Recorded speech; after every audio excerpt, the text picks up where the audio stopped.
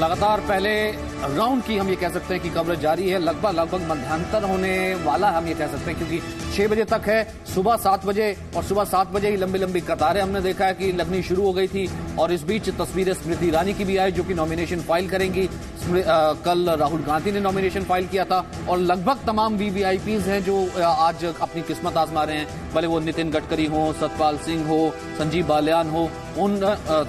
हमने सबकी लगभग तस्वीरें देखी, उन्होंने अपना वोट कास्ट कर दिया है। ये सुबह के वक्त जो 11 बजे तक की अभी वोटिंग परसेंटेज है वो हमारे सामने है। अब कैराना 11 बजे तक 27% वोट कर चुका है, मुजफ्फरनगर 11 बजे तक 27.2% वोट कर चुका है, गौतम बुद्ध नगर में 11 बजे तक औसत मतदान 24.23% हो चुका है। ये देखिए गौतम बुद्ध नगर से यहाँ पर आती है, तो 11 बजे तक अगर है 24 और 26 स्मिता प्रकाश, पिछली बार का 66 मोदी सरकार को या फिर यूं कहें कि बीजेपी को अपने दम पर सीट दिलवा देता है, मेजोरिटी दे देता है, ये कहते हुए कि देखिए मोदी वेव है। 66% लोगों ने बढ़ चढ़कर वोट किया। अगर ये रिकॉर्ड इस बार टूटता है, जो कि कई पॉलिटिकल पंडित कह रहे हैं, क्या हो सकता है, उसका क्या मायना होगा? देखना होगा, क्योंकि हम लोग जो है बहुत कंसंट्रेट कर रहे हैं नॉर्थ इंडिया पर, हम दक्षिण भारत की तरफ नहीं देख रहे हैं। सबसे ज्यादा चंक जो है आज आंध्र प्रदेश में है, 25 लोकसभा सीट्स, 175 असेंबली सीट्स। और पहली बार है कि आंध्र प्रदेश में चुनाव हो रहे हैं और तेलंगाना में, जब दोनों स्टेट्स अलग हो चुके हैं, तेलंगाना में भी आज। और अगर आप देखेंगे तेलंगाना और आंध्र प्रदेश में सारे सीटों पर लड़ रहे हैं। In fact in Telangana Nizamabad constituency में 185 कैंडिडेट्स हैं, जो रिकॉर्ड नंबर है जो आज रहे हैं। और अगर हम आंध्र प्रदेश और तेलंगाना को देखें, इट इज वेरी इंपॉर्टेंट, क्योंकि दक्षिण में कर्नाटका के अलावा, कर्नाटका में हो सकता है कि बीजेपी जीत जाए, लेकिन बाकी सभी राज्यों में बीजेपी जो है वो एलाइज पर डिपेंडेंट है। और खासकर अगर हम तेलंगाना और आंध्र प्रदेश को देखें, जो इस आज वोट देने जा रहे हैं, इन दोनों जगह पर एलाइज नहीं है उनके, they are fighting on their own, Congress भी और बीजेपी भी। इसलिए देखना होगा कि चंद्रबाबू नायडू जो हैं वो उनके बेटे भी जो हैं नारा लोकेश, वो भी इलेक्शन लड़ रहे हैं। क्या एक बार फिर उनकी सरकार बनेगी? और दूसरी तरफ आप केसीआर को देख लीजिए, केसीआर जो है वो अभी एक बहुत बड़ी भारी बहुमत के साथ वो आए हैं। और अब देखना पड़ेगा कि क्या वो उनके लिए क्या, इट इज लाइक टू सी कि बीच में हाफ वे थ्रू मार्क या even before half way through mark, क्या वोटर्स उनको वोट देते हैं, उनकी पार्टी को वोट देते हैं। तो दक्षिण पर नजर जरूर रखिए। जब आप उत्तर प्रदेश की बात कर रहे हैं तो दक्षिण पर जरूर नजर रखिए, देखने के लिए कि यहां पर क्या हो रहा है। Peaceful polling of course in Andhra Pradesh and Telangana, ये भी एक खास देखने को है कि वोटर्स जो हैं लाइन में खड़े हैं, वोट दे रहे हैं। No violence at all reported so far. बिल्कुल, और बहुत ही इंटरेस्टिंग वोटिंग मीटर जो है हम अपने दर्शकों को दिखा रहे हैं। वैसे ये तस्वीरें हैं और ये जो डेटा हम बार बार आपको दिखा रहे हैं, सचिन, ये उन लोगों को भी जवाब है जिन्हें हर तीसरे दिन लोकतंत्र खतरे में दिखाई देता था। जो लोकतंत्र की ताकत है, आज वो सड़क पर आई है, मताधिकार का इस्तेमाल कर रही है और बता रही है कि जमहूरियत को स्ट्रांग कौन करता है, उसकी ताकत कौन है। नेता उसकी ताकत नहीं है, वोटर उसकी ताकत है, और आज उसी ताकत का इस्तेमाल वो कर रहा है। हमारे साथ गीता भट्ट भी हैं। गीता भट्ट, इस बार हमने देखा बीजेपी ने हिंदुत्व के, मतलब आई जस्ट प्ले थोड़ा सा सेफ होके, हिंदुत्व से ज्यादा राष्ट्रवाद पर खेला। देखिए, जो अब हम सभी ने अदिति जी देखा कि जब पुलवामा की जो घटना हुई और उसको लेकर पूरे देश भर में जो जनता के बीच में एक इतना रोष था। और अगर आपको मैं याद दिलाऊं, 2010 में जब दंतेवाड़ा में 72 सीआरपीएफ के जवानों की हत्या की गई थी और उसके बाद किस तरह कई विश्वविद्यालयों में मिठाई भी बटी, आपको याद होगा। लेकिन उससे अगर आप तुलनात्मक तौर से देखें तो जनता, आप जगह जगह लोग जो सड़कों पे उतरे और जिस तरह से लोगों ने जो है अपना श्रद्धांजलि तो दी ही, लेकिन साथ ही साथ एक ये रोष था कि इसका कहीं ना कहीं इसका जो है प्रतिशोध लेना है। और ये जो भावना है, इसे लेकर आप ये देखिए कि जब बालाकोट हुआ तो लोगों के अंदर कहीं ना कहीं एक ये भाव आया कि हाँ, देश इतना सशक्त है कि हमारी संप्रभुता पर कोई इस तरह से प्रहार नहीं कर सकता, और उसका कहीं ना कहीं श्रेय नेतृत्व पर जाता है। ठीक है दीपक झा, आप भले कितना, ठीक है आप काउंटर कर लीजिए। अगर सर लोकतंत्र सेफ है ना, अब तो खतरा नहीं है ना आज की तारीख में? भाई आज की तारीख में खतरे में नहीं है ना लोकतंत्र? अदिति त्यागी जी बोलने तो दीजिए, पता चलेगा। ऐसा है कि बिल्कुल सचिन ने थोड़ी देर पहले बड़ा अच्छा कहा कि 2014 में 66% वोट पड़ा था मोदी जी के लिए, जिसको हम सुनामी कहते हैं, इतिहास में यही दर्ज है। अगर 11 बजे तक एवरेज 27-28% वोट पड़ा है तो अपने आप में बहुत अच्छा नंबर है। और मैं ऐसा विश्वास रखता हूं कि शाम के 5 बजे तक और उसके बाद जो एक्सटेंडेड 2 घंटे होते हैं, अगर उसमें वोटिंग परसेंटेज 75% को पार कर गया तो ये मान लीजिए कि देश ने बदलाव के लिए वोट दिया। पहली बात। और दूसरी इंपॉर्टेंट बात आपने जो आप ये मान रहे हैं कि अगर 66% सुनामी थी तो 75% महासुनामी मोदी के लिए होने वाला, क्योंकि पिछली बार एग्जिस्टिंग 59% से 66 गया तो सत्ता बदलने के लिए गया। अगर 66 से ऊपर वोट पड़ता है तो मान लीजिए कि मोदी जी की विदाई है। हम लोग ये मान के क्यों चलते हैं? एक सेकंड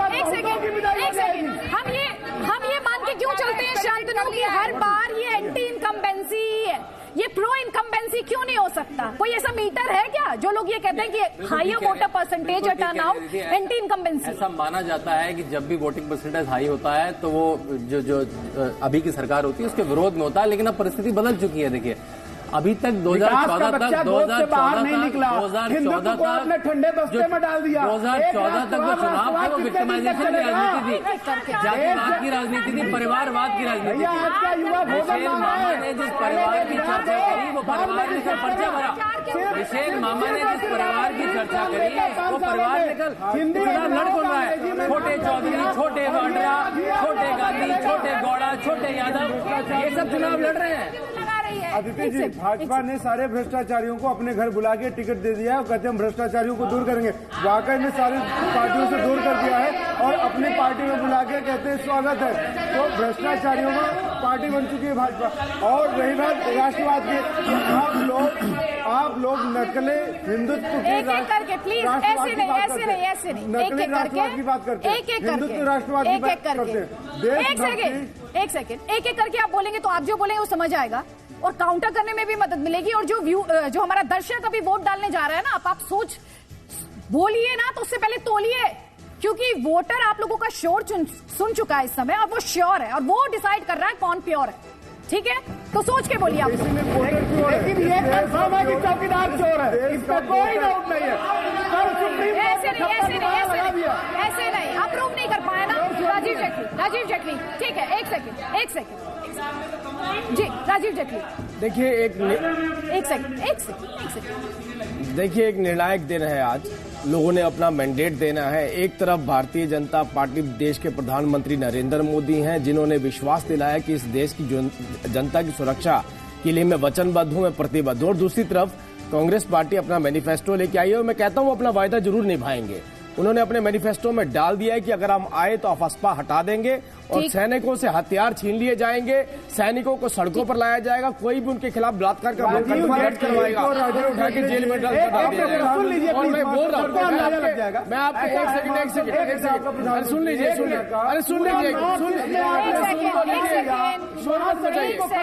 शोर मत मचाइए।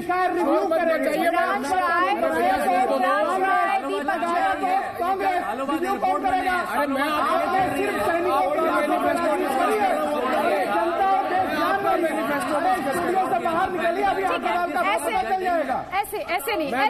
ऐसे श्योर में आप लोगों की आवाज, सबकी आवाज क्लियर नहीं जा रही।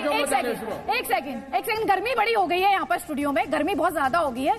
मैं आपको असली गर्मी में ले चलती हूँ, जहाँ पर वोटर गर्मी में खड़ा है, पसीना वो बहा रहा है और इसलिए आज पसीना बहा रहा है ताकि उसे अगले 5 साल पसीना न बहाना पड़े। विशाल पांडे क्या कह रहा है? किसे वो मानता है प्योर है? कौन से वो मुद्दे हैं जिन पर वो श्योर है? अगली लाइन भी बोल दिया करिए कभी। देखिए आदित्य, हम अभी अलग अलग इलाकों में लगातार घूम रहे हैं। गाजियाबाद के कई ग्रामीण इलाकों की तरफ भी इस वक्त हम बढ़ रहे हैं और हमने तमाम मतदाताओं से बात की। 2-3 चीजें बहुत ही प्रमुख यहाँ पर मतदाताओं का मूड जानने को मिला है। एक तो विकास और राष्ट्रवाद, ये 2 चीज हमें गाजियाबाद में सबसे बड़ा मुद्दा बातचीत में लगा है। अब तक मैं सुबह से लगभग 25 से 30 बूथों पर जा चुका हूं और अभी भी मैं एक रास्ते में ही था, एक लोनी इलाके में जा रहा था, वहां भी मतदाताओं का मूड जानने के लिए। तो ये एक चीज निकल कर आ रही है, विकास और राष्ट्रवाद। इसी 2 मुद्दे के इर्द गिर्द मतदाता अपने घर से निकल रहे हैं, पोलिंग बूथ तक आ रहे हैं। लेकिन जो विपक्ष का यानी महागठबंधन का समीकरण है वो जातीय समीकरण है, वो मुस्लिम, दलित, यादव, जाट फैक्टर पर काम कर रहा है। तो दूसरा अगर आप देखेंगे, अगर हम एनडीए का समीकरण आपको बताना चाहे तो वो डेवलपमेंट और राष्ट्रवाद को ही एक तरह से बड़ा मुद्दा बनाकर आगे चल रहा है। हालांकि मतदाता बहुत अच्छी खासी संख्या में बाहर निकल रहे हैं। अब तक हमें आंकड़ा मिल रहा है लगभग 20% से भी ज्यादा ऊपर गाजियाबाद में वोटिंग हो चुकी है। तो मतदाता बाहर निकल रहे हैं। हैं और मतदाताओं को 5 साल में एक बार यही मौका मिलता है जब वो नेताओं को अच्छी तरह से अपनी ताकत का एहसास कराते हैं। तो इसीलिए आप देखिए जी न्यूज भी बार बार अपील कर रहा है कि अपने घर से हर व्यक्ति निकले और अपने मतदान का प्रयोग करें। बटन दबाइए, वतन बदलिए। स्मिता अभी यहाँ पर स्टूडियो में डिस्कशन हो रहा था, बहुत गहमा गहमी हो रही थी। ये जो हायर वोटर टर्नआउट को लेकर जो परसेप्शन है कि यूजुअली एंटी इनकम्बेंसी है, क्या भाई ये प्रो इनकम्बेंसी नहीं हो सकता? दहशतगर्दी का एक सेकंड, स्मिता प्रकाश से मेरा सवाल। देखिए, प्रो हो या एंटी हो, अगर आप पाकिस्तान टीवी देखेंगे या पाकिस्तान की ट्विटर हैंडल्स देखेंगे तो उनको बहुत दिक्कत हो रही है कि लोगों की इतनी लंबी कतारें हैं। वो अब कश्मीर में कोई बंद के विजुअल्स चला रहे हैं कि कश्मीर में जो है वो अगेंस्ट इलेक्शंस जो है वहां पर बंद चल रहा है। वो ये नहीं दिखा रहे कि जम्मू कश्मीर में लंबी लाइनें हैं, लोग वोट देने आ रहे हैं। हमारी जो सक्सेसफुल डेमोक्रेसी, हमारी जो सक्सेसफुल इलेक्टोरल डेमोक्रेसी है उससे बहुत जी ये जो विजुअल्स आप चला रहे हैं कि लोग जो हैं वो लाइनों में खड़े हैं, और देखिए जो आपने अभी चलाया कि यहां पर it is there celebrating democracy, ये जो चीज है ये उन्हें बहुत दिक्कत पहुंचाती है कि यहां पर जो है जमहूरियत इतनी सक्सेसफुल है, क्योंकि वहां पर एक भी इलेक्शन आज तक सक्सेसफुल नहीं हुआ। और सिर्फ पाकिस्तान नहीं, चाइना भी यही देखता है। हमारे जो पड़ोसी मुल्क है वो नहीं चाहते कि हमारी जो डेमोक्रेसी है वो सक्सेसफुल हो। और यहां पर जब लोग लाइनों में कतारों में खड़े होकर जब वोट देते हैं, चाहे किसी को भी वोट दें, चाहे प्रो इनकम्बेंसी एंटी इनकम्बेंसी जो भी हो, यहां पर सरकार बदले जाते हैं वोटर के हिसाब से। वोटर जो चाहता है, आम आदमी, आम औरत जो लाइन में खड़ा है, आज ना कोई राजा है ना रंग, सब लाइन में खड़े हैं वोट देने के लिए। बिल्कुल, बहुत इंटरेस्टिंग बात आप कह रही है। यहाँ पर बैलेट से बदला जाता है, यहाँ पर बटन दबाता है तो वतन बदल देता है, बटन दबाता है वोटर तो सरकार बदल देता है। सेना को नहीं बुलाना पड़ता अपने पक्ष में वोटिंग कराने के लिए, अपने पक्ष में चुनाव के नतीजे है वो कराने के लिए। आपसे भी बार बार कह रहे हैं, आप ही की ताकत की बात कर रही हूं भाई, आप जी न्यूज देख रहे हैं ना, आप हमारी ताकत हैं, आप इस लोकतंत्र की ताकत है, जमहूरियत की ताकत है। आप जो सुपरस्टार आज बन रहे हैं, जी न्यूज उसे बार बार अपने दर्शकों तक पहुंचा रहा है। हमें जल्दी से जल्दी अपनी सेल्फी भेजिए, आप बनिए आज के सुपरस्टार। जी न्यूज पर हम आपको दिखाएंगे ये बड़ी कवरेज, हर जानकारी, हर तस्वीर और हर विश्लेषण के साथ। देखिए उस पार भी जारी है, रहिए हमारे साथ।